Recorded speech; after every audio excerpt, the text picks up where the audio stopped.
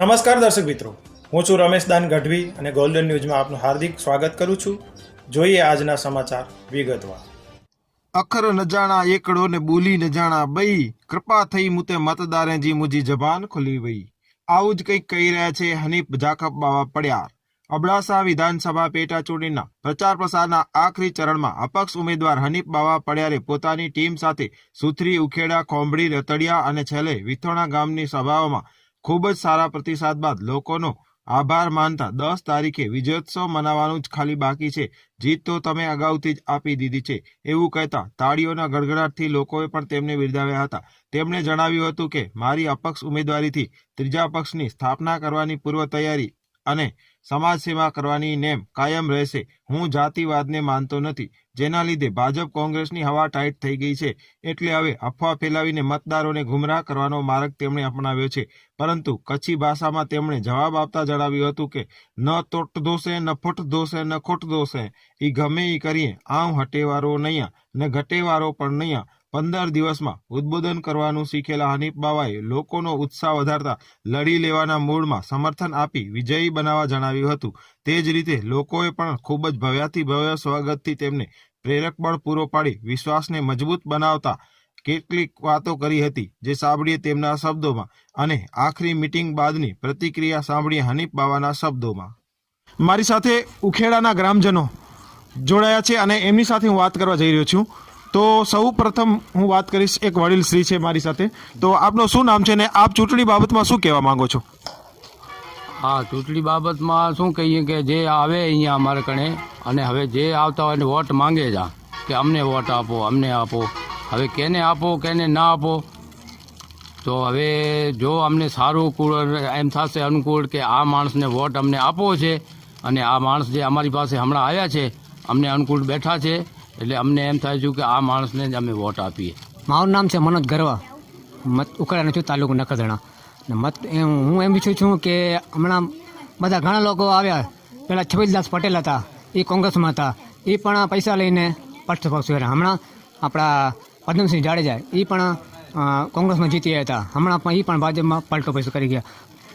પલટો પસ કરી ગયા. એમાં કારણ છે કે છબીલદાસ બધા એમ કહે છે કે ઉપરથી કંઈ કામ થતું નથી, એટલે અમે પલટો કરી છે. ખોંભડી ગામમાં સરસ મજાની એક સભા થઈ છે અને એની વચ્ચે જે લોકોને પ્રોત્સાહન આપી અને મતદાન કરવાની અપીલ કરી છે, એના જવાબમાં લોકો શું કહી રહ્યા છે, હનીફ બાવાને કેવી બહુમતીથી જીતાડવાની જે મનોકામના છે એ લોકોને જ પૂછીશ. આપનું શું નામ છે ને આપ શું વાત કરવા માંગો છો? મારું નામ સુમરા રજાક ઇબ્રાહિમ છે, ગામ ખોંભડીનો રહેવાસી છું. 10 વર્ષથી હું મતદાન કરું છું અને મને એમ છે કે કોંગ્રેસ આવી અને ભાજપ પણ આવી અને હમણાં આપણે બેટનું નિશાન છે હનીફ બાવા વિજય થશે. અહીંયા અમે હિન્દુના અને મુસ્લિમમાં નામ બની અમે કોંભડીમાં રહીએ છીએ સાથ, એવી રીતના રહેશું. અમે ટેકો જાહેર કરીએ છીએ કે અમે બેટની નિશાન 8 કમળ પર 3 તારીખના મતદાન કરશું, એ અમે ખાતરી આપું છું. સરસ મજાની ખાતરી મળી ગઈ. બીજા ભાઈ એ પણ બોલવા માંગે છે. બધાને તમે બોલવા માંગો છો, તમારી લાગણીઓ છે, અમે સ્વીકારીએ છીએ. ભાઈની સાથે વાત કરવા જઈ રહ્યો છું. ભાઈ, આપ શું કહેશો આજના દિવસે જ્યારે મીટિંગ થઈ છે ત્યારે હનીફ બાવા વિશે આપ શું કહેશો? મારું નામ ઇમરાન ખલીફા છે. અમે આજે બહુ ઘણી પબ્લિક ભેગી થઈ હતી. અહીંયા 200-300 માણસો ભેગા થયા હતા. બધા હનીફ બાવાના સમર્થક છે. 3 તારીખના અમે બધા આખો ખોંભડી ગામ મળીને હનીફ બાવાને મતદાન કરશે, બહુમતીથી વિજય બનાવશે એવી અમારી ગામ વતી બધા પ્રયત્ન કરશે ને આગળ જઈને એ ખોંભડી ગામનું કામ કરે એવી તમારા મીડિયા સમક્ષ હું બીજી અપીલ કરીશ કે ભાજપ અને કોંગ્રેસ છેલ્લા 70 વર્ષથી મત લઈ જાય છે ને પાછા પક્ષમાં એક પક્ષમાંથી બીજા પક્ષમાં હાલ્યા જાય છે. તો હું એ તમારા મીડિયાના માધ્યમથી કહીશ કે જે વેચાવું હોય છે એ વેચાવું ન હોવું જોઈએ. તમારાથી કામ થાય તો જ તમે ચૂંટણીમાં ઊભા રહો. જો તમારાથી કામ ન થાય તો તમે ઊભા જ ના રહો. તમે સમગ્ર ઝીણી જાડી પબ્લિકથી દગો કરો છો, એ દગો ન હોવો જોઈએ. સરસ મજાની વાતો સાંભળી અને હનીફ બાવાનો જે ઉત્સાહ વધાર્યો છે એ આ ગામ ખોંભડી છે. સારો એવો પ્રોત્સાહન મળ્યો છે અને લોકો પણ કહી રહ્યા છે એમને વિજયી બનાવવા અમે આતુર છીએ. અમે જે ગામમાં ગયા છીએ ત્યાં ઘોડોથી ઢોલ નગારાઓથી અમારું સ્વાગત કર્યું છે ને એ લોકો પોતે પબ્લિકનો તમે જુસ્સો જોવો છો ને, જે નવજવાનો છે એમાં તો જુસ્સો આવી ગયો છે કે અમને અત્યારે કાંઈ નવીન જોઈએ છે. હવે બધા કોંગ્રેસ ને ભાજપથી કંટાળી ગયા છે. એ પોતો છે, હું ક્યારેય રાજકારણમાં આવ્યો નથી, ક્યારે ઊભો નથી, પહેલી વાર ઊભો છું, પણ પબ્લિકનો એક વિશ્વાસ મારામાં જાગ્યો છે કે આ માણસ કંઈ કરી બતાવશે. ને મારી હું જ્યાં રહું છું ત્યાં સેવાભાવી જ આદત છે કે ગમે તે આવે આપણા ઘરેથી ખાલી હાથે અથવા જે કામ લઈને આવે પાછું ન જાય, એનું કામ કરી લેવાનું, કરી જ આપવાનું. ત્યારે હવે છેલ્લા 2 દિવસ રહ્યા છે ત્યારે કોંગ્રેસ પણ કાઢશે અને ભાજપ પણ કાઢશે ભ્રમક પ્રચારો. વધારે પૂરતો ટાર્ગેટ કોંગ્રેસ કાઢશે, કેમ કે કોંગ્રેસના જે મત બેંક છે ને હવે તૂટે છે. એ લોકોને ખબર પડી ગઈ છે કે હવે માણસો અમારા ઉપર વિશ્વાસ નહીં કરે. એનું કારણ પણ છે કે એ લોકોને પ્રતિનિધિ સારો નથી મળતો. સારો પ્રતિનિધિ લઈ આવ્યા હોત તો અમારો કદાચ આ પગલો પણ ન ભર્યો હોત. ને ભર્યો હતો ને ત્યારે જિગ્નેશ મેવાણીનો મને સામેથી ફોન આવ્યો હતો કે હનીભાઈ અત્યારે રહેવા દો, તમે 2022માં તમને ટિકિટની પ્રોમિસ આપું છું ને તમને જીતાડી હું દઈશ.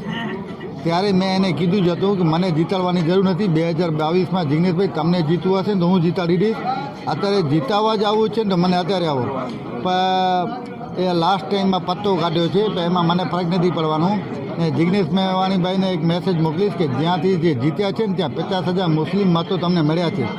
અત્યારે તમે મુસ્લિમને હરાવવા માટે અહીંયા આવ્યા છો, એ સારું નથી. પણ મને લાગે છે એવું નથી કહી ગયા. એ એના ભાષણમાં એમ કીધું છે કે રાહ જોજો કોનું પલડો ભારી રહે છે ત્યાં તમારા મત નાખજો. ગેમ બંધ છે અત્યારે ગેમ બંધ, ખુલ્લા પત્તા નથી કર્યા.